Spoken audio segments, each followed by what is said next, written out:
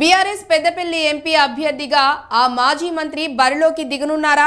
అందుకు బీఆర్ఎస్ అధిష్టానం కూడా అనుకూలంగా ఉందా?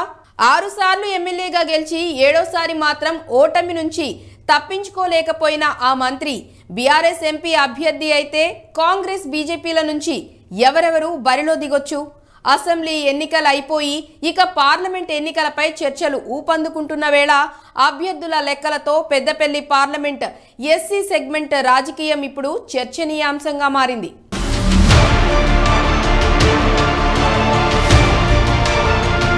పెద్దపల్లి బీఆర్ఎస్ ఎంపీ అభ్యర్థిగా మాజీ మంత్రి కొప్పుల ఈశ్వర్ పేరు తెరపైకొస్తుంది. కొంత సోమ్యుడిగా పేరుండడంతో పాటు సీనియర్ నాయకుడిగా ఖచ్చితంగా సీటు గెలవాలంటే ఈశ్వర్ అయితేనే సరైన అభ్యర్థి అని గులాబీ అధిష్టానం యోచిస్తున్నట్లు సమాచారం. అసెంబ్లీ ఎన్నికల్లో ధర్మపూర్ నుంచి ఓటమి పాలైన ఈశ్వర్ను ఈసారి ఎంపీ స్థానం నుంచి పోటీ చేయాలని అధిష్టానం గట్టి పట్టుదలతో ఉందంటున్నారు. ఇప్పటికే పెద్దపల్లి సిట్టింగ్ ఎంపీగా వెంకటేష్ నేతగాని ఉన్నారు. ఎంపీ టికెట్ రేసులో చెన్నూరు అసెంబ్లీ బరిలో ఈసారి ఓటమి పాలైన బాల్కా సుమన్ పేరు కూడా వినిపిస్తుంది. బాల్కా సుమన్ 2014లో పెద్దపల్లి ఎంపీగా గెలిచారు. అయితే వీరిద్దరి కంటే కూడా బెస్ట్ చాయిస్ గా గులాబీ బాస్ మాత్రం మాల సామాజిక వర్గానికి చెందిన సీనియర్ నేత ఈశ్వర్ అయితేనే బెటర్ అన్న యోచనలో ఉన్నట్టు ప్రచారం జరుగుతుంది.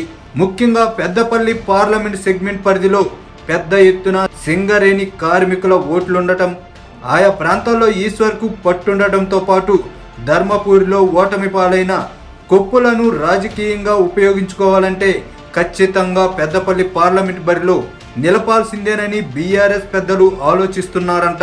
రాజకీయంగా అనుభవం ఉన్న ఈశ్వర్ను పెద్దపల్లి లోక్సభ స్థానం నుంచి బరిలోకి దింపాలని గులాబీ అధిష్టానం యోచిస్తుంటే కొత్తగా రాజకీయాల్లోకి ఎంట్రీ ఇచ్చిన కాకా వెంకటస్వామి మనవడు, ప్రస్తుత చెన్నూరు ఎమ్మెల్యే గడ్డం వివేక్ కుమారుడు మాల సామాజిక వర్గానికి చెందిన వంశీని బరిలోకి దింపేందుకు కాంగ్రెస్ యోచిస్తుందంట.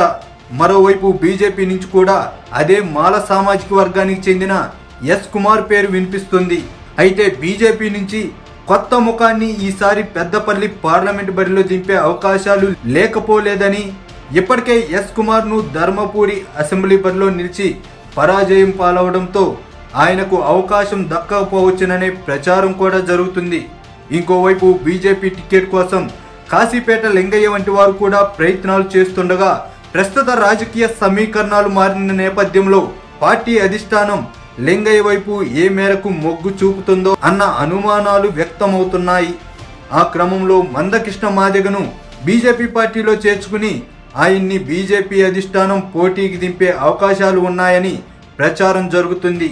ఇప్పటికైతే ప్రచారం జరుగుతున్నట్టుగా బీఆర్ఎస్ నుంచి కొప్పుల ఈశ్వర్, కాంగ్రెస్ నుంచి వంశీ, బీజేపీ అభ్యర్థిగా మందకృష్ణ మాదిగ బరిలోకి దిగితే టఫ్ ఫైట్ ఖాయమన్న అభిప్రాయం వ్యక్తమవుతుంది.